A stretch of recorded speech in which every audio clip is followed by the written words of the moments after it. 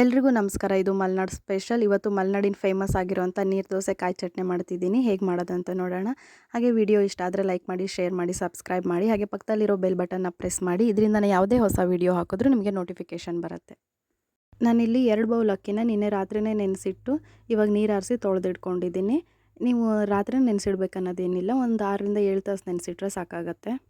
ಯಾವ ಅಕ್ಕಿ ಬೇಕಿದ್ರೂ ಯೂಸ್ ಮಾಡ್ಬೋದು. ನಾನು ರೇಷನ್ ಅಕ್ಕಿ ಯೂಸ್ ಮಾಡಿದ್ದೀನಿ. ನಾನಿಲ್ಲಿ ದೋಸೆ ಹಿಟ್ಟು ರೆಡಿ ಮಾಡ್ಕೊಳ್ಳೋಕ್ಕೆ 1 ಬೌಲ್ ಕಾಯಿ ತುರಿ, ಒಂದು ದೊಡ್ಡ ಸೈಜ್ ಈರುಳ್ಳಿ ಕಟ್ ಮಾಡಿ ಇಟ್ಕೊಂಡಿದ್ದೀನಿ. ಹಾಗೆ 1 ಟೇಬಲ್ ಸ್ಪೂನ್ ಜೀರಿಗೆ ತೊಗೊಂಡಿದ್ದೀನಿ. ಅಕ್ಕಿ ಮತ್ತು ಇದನ್ನೆಲ್ಲ ಹಾಕ್ಕೊಂಡು ದೋಸೆ ಹಿಟ್ಟು ರೆಡಿ ಮಾಡ್ಕೊಳ್ಳೋಣ. ನಂದಿಲ್ಲಿ ರೆಡಿ ಆಗಿದೆ. ಇದಕ್ಕೆ ನಾನು ಸ್ವಲ್ಪ ಸ್ವಲ್ಪ ನೀರು ಹಾಕ್ಕೊತ ದೋಸೆ ಹಿಟ್ಟಿನ ಹದಕ್ಕೆ ರೆಡಿ ಮಾಡ್ಕೊತಿದ್ದೀನಿ. ಇದು ನೀರು ದೋಸೆ ಆಗಿರೋದ್ರಿಂದ ಸ್ವಲ್ಪ ತೆಳ್ಳಗೆ ಇರಬೇಕು. ಹಾಗಂತ ಜಾಸ್ತಿ ತೆಳ್ಳಗಾದರೆ ಮತ್ತು ದೋಸೆ ಏಳಲ್ಲ ಮತ್ತು ಹರಿದೋಗ್ಬಿಡತ್ತೆ. ಅದಕ್ಕೆ ನೀರು ನೋಡಿ ಹಾಕ್ಕೊಳ್ಳಿ. ಸ್ವಲ್ಪ ಸ್ವಲ್ಪ ಹಾಕ್ಕೊತ ಈ ಥರ ಮಿಕ್ಸ್ ಮಾಡ್ಕೊಳ್ಳಿ. ಎಷ್ಟು ಬೇಕಂತ ಗೊತ್ತಾಗತ್ತೆ. ಇಷ್ಟಿದ್ರೆ ಸಾಕಾಗತ್ತೆ ನೋಡಿ. ಇದಾಗಿದೆ ಈಗ. ಇದಕ್ಕೆ 1 ಟೇಬಲ್ ಸ್ಪೂನ್ ಆಗೋಷ್ಟು ಉಪ್ಪು ಹಾಕ್ಕೊತಿದ್ದೀನಿ. ಉಪ್ಪೆಲ್ಲ ಒಂದ್ಸರಿ ಸರಿಯಾಗಿ ಮಿಕ್ಸ್ ಆಗಲಿ, ಅದಕ್ಕೆ ಈ ಥರ ಒಂದ್ಸರಿ ತಿರುಗಿಸಿಟ್ಬಿಡೋಣ. ಹಾಗೆ ಇದು ರೆಡಿ ಆಗಿದೆ. ಇದು ಒಂದು 5 ನಿಮಿಷ ಈ ಕಡೆ ಇರಲಿ. ನಾವು ಚಟ್ನಿ ಅಷ್ಟರೊಳಗೆ ರೆಡಿ ಮಾಡ್ಕೊಳ್ಳೋಣ. ಚಟ್ನಿಗೆ ಏನೇನು ಐಟಮ್ಸ್ ಬೇಕು ನೋಡ್ಕೊಳ್ಳೋಣ. ನಾನು ಇಲ್ಲೊಂದು ಚಿಕ್ಕ ಬಾಣಲಿ ತೊಗೊಂಡಿದ್ದೀನಿ. ಒಂದು ಅರ್ಧ ಟೇಬಲ್ ಸ್ಪೂನ್ ಆಗೋಷ್ಟು ಎಣ್ಣೆ ಹಾಕ್ಕೊಂಡಿದ್ದೀನಿ. ಎಣ್ಣೆ ಸ್ವಲ್ಪ ಸಾಕು, ಈರುಳ್ಳಿ ಅಷ್ಟೇ ಫ್ರೈ ಮಾಡೋಕ್ಕೆ. ಒಂದು 3-4 ಪೀಸ್ ಈರುಳ್ಳಿ ಹಾಕ್ಕೊಂಡಿದ್ದೀನಿ. ಈರುಳ್ಳಿ ಸ್ವಲ್ಪ ಫ್ರೈ ಆಗಲಿ. ಇದೆಲ್ಲ ಫ್ರೈ ಆಗ್ತಿದ್ದಂಗೆ ಒಂದು 4 ಹಸಿಮೆಣಸು ಹಾಕ್ಕೊತಿದ್ದೀನಿ.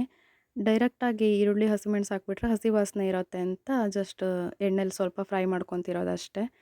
1 ನಿಮಿಷ ಇದೆಲ್ಲ ಫ್ರೈ ಆಗಲಿ. ಹಾಗೆ ಒಂದು ಸ್ವಲ್ಪ ಶುಂಠಿ ಹಾಕ್ಕೊತಿದ್ದೀನಿ. ಶುಂಠಿ ಏನು ಜಾಸ್ತಿ ಬೇಡ, ಶುಂಠಿ ಫ್ಲೇವರ್ ಜಾಸ್ತಿ ಆದರೆ ಚೆನ್ನಾಗಿರಲ್ಲ. ಇವಾಗ ಇದು ಫ್ರೈ ಆಗಿದೆ, ರುಬ್ಬಿಟ್ಕೊಬಿಡೋಣ. ನಾನಿಲ್ಲೊಂದು ಮಿಕ್ಸಿ ಜಾರ್ ತೊಗೊಂಡಿದ್ದೀನಿ. ಅದಕ್ಕೆ ಒಂದು 3/4 ಬೌಲ್ ಆಗೋಷ್ಟು ಕಾಯಿ ತುರಿ ತುರಿದಿಟ್ಕೊಂಡಿದ್ದೀನಿ. ಅದನ್ನು ಕೂಡ ಹಾಕ್ಕೊತಿದ್ದೀನಿ. ಹಾಗೆ ಇವಾಗ ಫ್ರೈ ಮಾಡಿ ಇಟ್ಕೊಂಡಿರೋ ಈರುಳ್ಳಿ ಮತ್ತು ಹಸಿಮೆಣಸು ಕೂಡ ಹಾಕ್ಕೊತಿದ್ದೀನಿ ಇದಕ್ಕೆ. ಹಾಗೆ ಹುಣಸೆಹಣ್ಣು ಹಾಕ್ಕೊಳ್ಳೋಣ. ಹುಳಿ ಖಾರ ಸ್ವಲ್ಪ ಜಾಸ್ತಿ ಇರಲಿ, ಕಾಯಿ ಚಟ್ನಿ ಚೆನ್ನಾಗಿ ಅನಿಸುತ್ತೆ. ಹಾಗೆ ರುಚಿಗೆ ಎಷ್ಟು ಬೇಕು ನೋಡಿ ಉಪ್ಪು ಹಾಕ್ಕೊಳ್ಳೋಣ. ಚಟ್ನಿ ತುಂಬ ಚಿಕ್ಕದಾಗೇನು ರುಬ್ಬಿಟ್ಕೊಳ್ಳೋದು ಬೇಡ. ಈ ಥರ ರುಬ್ಬಿಟ್ಕೊಂಡ್ರೆ ಸಾಕು.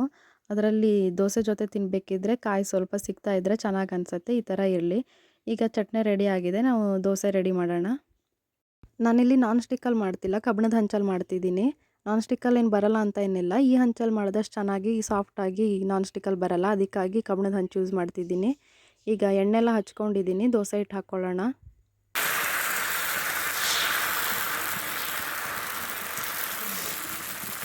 ದೋಸೆ ಆರೋ ತನಕ ಮುಚ್ಚಿಟ್ಬಿಡೋಣ. ಬೇಗ ಬೇಯುತ್ತೆ ತುಂಬ ತೆಳ್ಳ ಇರೋದ್ರಿಂದ. ಈಗ ಆಗಿದೆ ನೋಡಿ. ಇದನ್ನು ಸ್ವಲ್ಪ ನಿಧಾನ ತೆಗಿಬೇಕಾಗತ್ತೆ. ತುಂಬ ಸಾಫ್ಟ್ ಇರೋದ್ರಿಂದ ಹರಿದೋಗ್ಬಿಡತ್ತೆ. ಇದು ನಾವು ಒಂದೇ ಸೈಡ್ ಬೇಯಿಸೋದು, 2 ಸೈಡ್ ಬೇಯಿಸಲ್ಲ. ನೀರು ದೋಸೆ ಯಾವಾಗಲೂ ಒಂದೇ ಸೈಡ್ ಬೇಯಿಸಿ ಚೆನ್ನಾಗಿರುತ್ತೆ. ಇನ್ನೊಂದು ದೋಸೆ ಮಾಡೋಣ. ಈ ಥರ ನೀಟಾಗೆಲ್ಲ ಎಣ್ಣೆ ಸ್ಪ್ರೆಡ್ ಮಾಡಬೇಕು, ಇಲ್ಲಾಂದರೆ ದೋಸೆ ಏಳಲ್ಲ.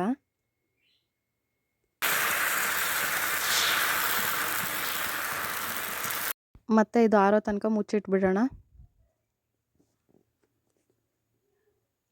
ಇವಾಗ ಆಗಿದೆ ನೋಡಿ, ಎಷ್ಟು ಚೆನ್ನಾಗಿ ಕಾಣಿಸ್ತಿದೆ. ಕಾಯಿ ತುರಿ ಯೂಸ್ ಮಾಡೋದ್ರಿಂದ ತುಂಬ ಚೆನ್ನಾಗಿರುತ್ತೆ. ಟೇಸ್ಟ್ ಕೂಡ ಚೆನ್ನಾಗಿರುತ್ತೆ, ಸಾಫ್ಟಾಗಿ ಕೂಡ ಇರುತ್ತೆ. ಕಾಯಿ ಚಟ್ನಿ ಜೊತೆಗೆ ತಿನ್ನೋದ್ರಿಂದ ತುಂಬ ಚೆನ್ನಾಗಿರುತ್ತೆ. ನೀವು ಸಾಂಬಾರು ಜೊತೆ ಕೂಡ ತಿನ್ಬೋದು. ನೋಡಿ ಎಷ್ಟು ಮೃದುವಾಗಿ ಕಾಣಿಸ್ತಿದೆ. ತಿನ್ನೋದಕ್ಕೆ ಕೂಡ ಅಷ್ಟೇ ಚೆನ್ನಾಗಿರುತ್ತೆ. ಒಂದ್ಸರಿ ಟ್ರೈ ಮಾಡಿ. ಹಾಗೆ ಇದೇ ಥರ ಹೊಸ ಮಲೆನಾಡು ಸ್ಪೆಷಲ್ ವೀಡಿಯೋಸ್ಗಳೊಂದಿಗೆ ಬರ್ತೀನಿ. Thank you.